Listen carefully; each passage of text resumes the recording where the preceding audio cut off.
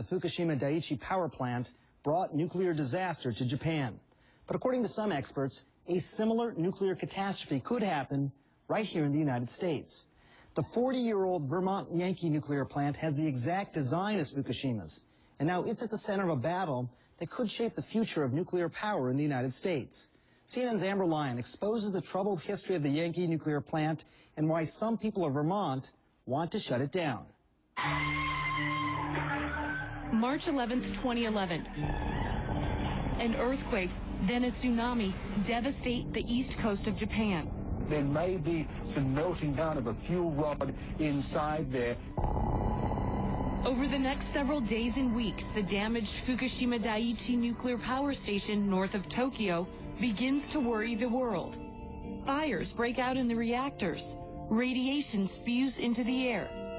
It's the worst nuclear accident since Chernobyl, leaving many wondering, could this happen here? We're here in Vermont, where there's a battle brewing that could determine the future of nuclear power in the U.S. At the center of this battle, this nuclear plant, the same design as Fukushima. The Vermont Yankee nuclear power station is 40 years old. Its operating license, issued by the U.S. Nuclear Regulatory Commission, or NRC, is set to expire next month. It's one of 23 Mark I design nuclear reactors in the U.S. The problems with this design are well known to industry insiders, including the NRC, according to government documents dating back to 1972.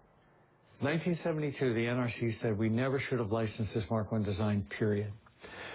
But they also said we've got so many of them licensed already that if we were to change our mind, that would ruin nuclear power forever. Arnie Gunderson is a former nuclear industry executive turned whistleblower with decades of experience in the industry. He's been appointed the chair of the state panel overseeing the Vermont Yankee reactor. He says because of design flaws, Vermont Yankee and other plants like it across the U.S. are one major earthquake, tornado, or flood away from disaster. And that's a fear bordering on reality after massive floods and tornadoes hit Vermont last year. If something were to go wrong at Vermont Yankee, this would be the damage area. And given its recent history under the ownership of a company called Entergy, there is reason to be concerned. So let's go over this list one by one of all these mechanical errors. We had 6 piping leaks in the plant, 3 piping leaks in the ground. Then we had the fire and the cooling tower collapse. And that's just in the last 5 years. Is this normal? It's not normal when cooling towers collapse. It's the only time in the history of nuclear power that a cooling tower has collapsed. The key is why the fire and why the tower collapsed. And in every case, we've been able to trace it back to inadequate maintenance. Every one of the major failures could have been preventable. None of these problems would lead to a meltdown, but show a pattern of sloppy maintenance. Vermont Yankee sits on the Connecticut River, across from this elementary school. NRC reports show the plant has been leaking radioactive materials into the environment for years, although at levels the agency says are safe for the public. They found 6 or 7 different isotopes, most of which last a long time. In 2010, a fish caught in the Connecticut River tested positive for strontium-90 in its flesh. Strontium-90 seeks out bone, causing leukemia, and it doesn't leave the environment for 30 years. For Gunderson, the logical source was Vermont Yankee. I think if you find a fish with radioactive strontium next to a plant that's leaking radioactive strontium, a pretty high correlation that the strontium in the fish came from the plant. But so far, testing has suggested otherwise. This is Dr. Bill Irwin, and he's with the Vermont Department of Health, and this is where you keep the fish that you've caught in the Connecticut River? Yes, this is correct. A recent study released by Dr. Irwin showed that fish almost 150 miles away in a lake had strontium in them.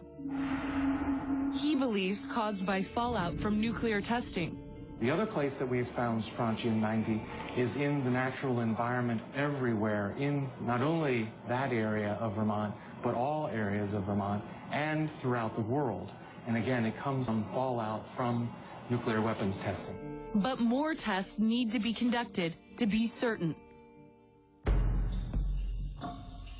Despite its age and recent problems, last year the NRC granted Vermont Yankee a 20-year extension. So instead of closing in March 2012, it could now be open until March 2032. Where I have had problems is that the NRC has, in some cases, become a cheerleader for the nuclear industry. Clearly, the NRC has got to be vigilant and rigorous. Vermont Senator Bernie Sanders sits on the Senate committee that oversees the NRC.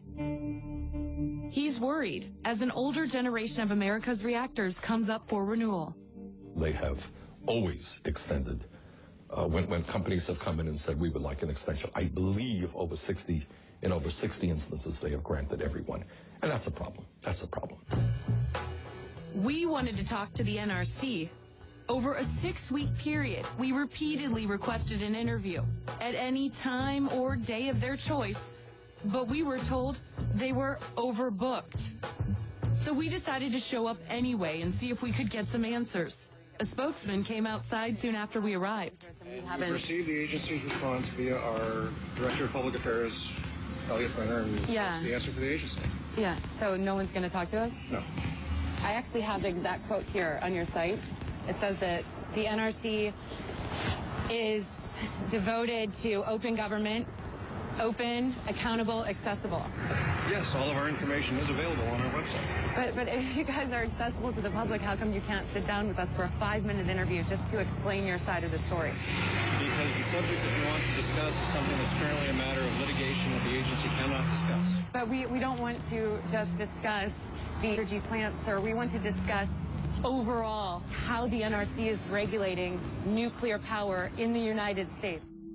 One reason the NRC wouldn't talk to us is that the Vermont Yankee plant is at the center of a pitched legal battle over who decides the reactor's fate.